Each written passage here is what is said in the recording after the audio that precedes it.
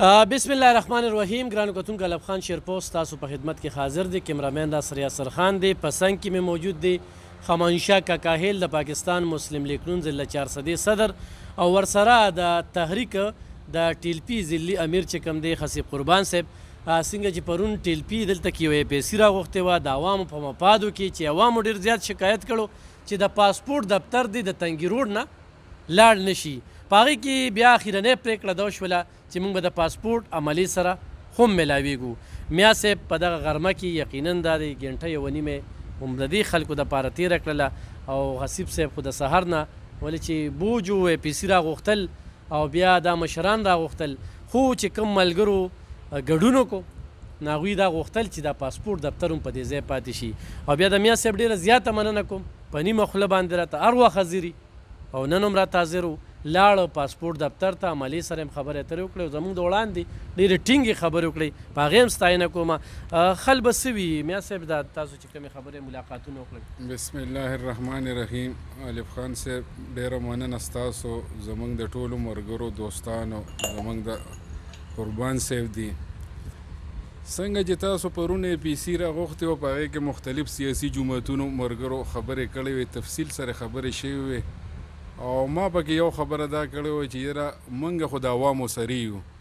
او په کوم ځای کې چې د عوامو د مفاد خبرې نو د پاکستان مسلم لیگ نون د یو ورکر په حیثیت او زما چې څونه ملګري دي زما د پارټۍ چې څونه مشران دي موږ د عوامو سره یو زموږ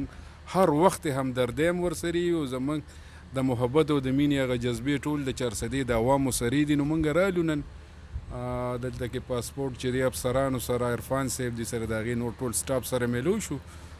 او هغې سره هم دا خبره وکړه چې یاره تاسو ته دې ځای کې تکلیف سره چې تاسو له دې ځای نه دا دفتر وړی او عوامو ته یو بله نوې مسله پیدا کوئ نو د هغې خپلې مسلې وې د هغې خپلې خبرې وې هغې یې وکړې. الف خان صاحب دي دا ټول په دغه موقع باندې موجود و موږ واورېدې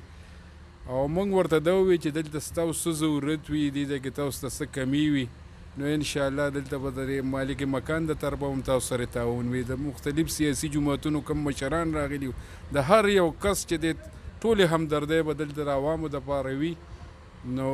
چې څه مسلې ستاسو وي هغه به چې دی نو هم موږ به ورو چې څه د عوامو دي هغې ته به هم ګورو. هغې دا وویل چې یاره اخري کې بیا اخري چې کومه خبره وشو په هغې دا متفق شو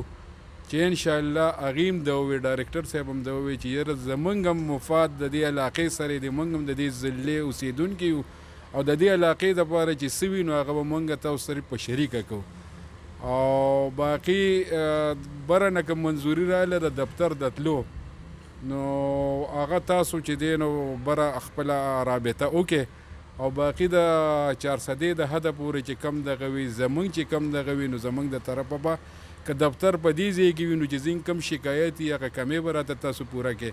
او باقي که د بره افسرانو یا د حکومت د طرفه یو بره مسله راغله او هغه د دفتر د وړو وي نو هغه به بیا تاسو خپل کوشش کوئ چې د علاقې د عوامو دپاره څه کولی شي هغه به تاسو هم کوئ موږ به هم کوو نو په دغې باندې هم دعا د خیر وکړه او انشاءالله موږ ټول چې څونه سیاسي جماعتونه دي زه به خاص د مسلم لیگ د خپل جماعت خبره وکړم نو انشاءالله دا دفتر 400 ته دا ما پرون هم ویلي دا څه د غرور د تکبر خبره نه ده او دا زما غوندې یو ورکر دپاره ډېره د عزت خبره ده چې خدای پاک دا عزت مال او د پاکستان مسلم لیگ نون مشرانو له ورکړو او انجینیر امیر مقام صاحب دلته کې په 2016 کې موږ د 400 دپاره د پاسپورټ دفتر چې دی نو پرانسته کړی وه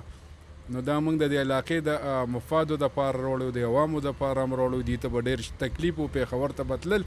نور هم ځینې چې لایق انشاءالله څه وي هغه به کوو او دا دفتر موږ راوړی خو اوس په دا هم کوشش موږ کوو چې عوامو ته په څه کې فایده وي نو د عوامو د مفادو سوچ مخکې موږ انشاءالله کړی دی بیا به یې کوو دا ټول سیاسي ګوندونه چې دي دا ټول به انشاءالله د 400 د ترقۍ دپاره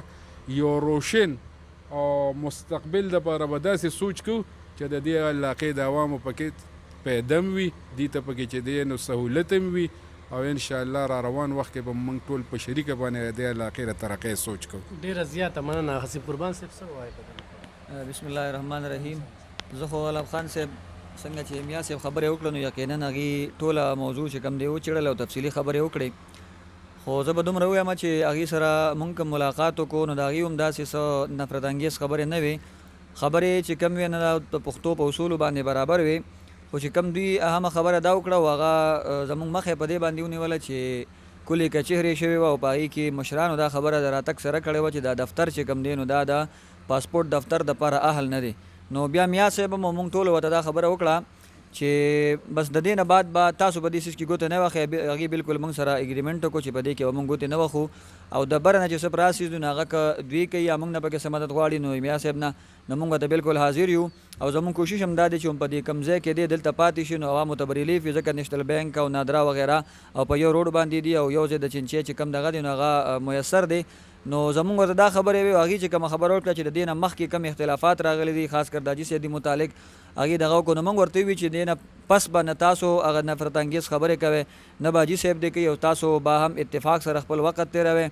او دا خو پاسپورټ دفتر دی یا مثال په طور باندې یو سرکاري ځای دی د حاجي صاحب سره چونکې د بهترۍ خبره دا ده چې هغه ټول زموږ وروڼه چې کوم دي نو هغې د دې تحصیل سره تعلق ساتي. نو موږ هم ورته دا خبره وکړه چې د یو علاقې خلک یو څه خو پکې د الف خان صاحب سره دغه هم دي کلیوال هم دي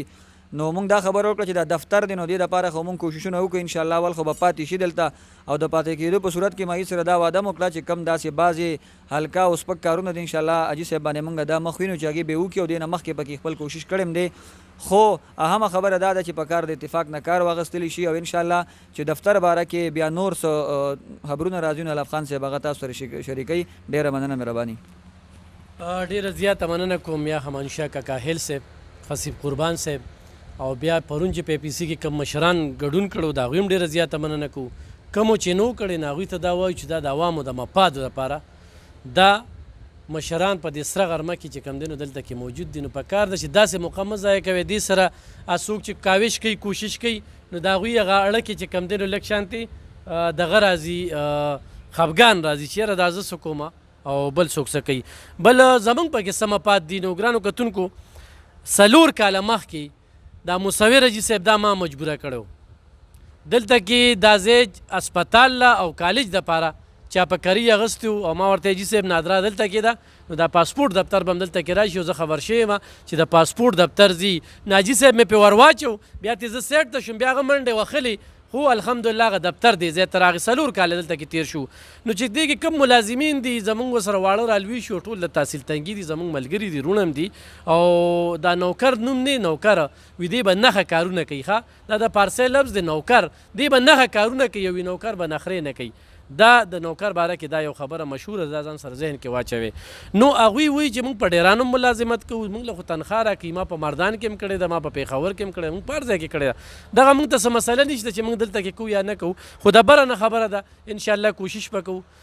د دې مشرانو په وساطت باندې چې د بره نه دا خبره پاتې کړو او د مصور حاجي صاحب بیا هم مننه کوو چې دې باوجود هم راته وایي چې تاسو د عوامو د مفاد دپاره څه غواړئ ځان زه نور هم تاواني کوم په دې 14 لکه روپۍ لګولي دي ښه کاپي بل دا ځای ډېر سکور دی بل کیمرې لګېدلې دي نو د میا صاحب نه هم زموږ دغه غوښتنه وي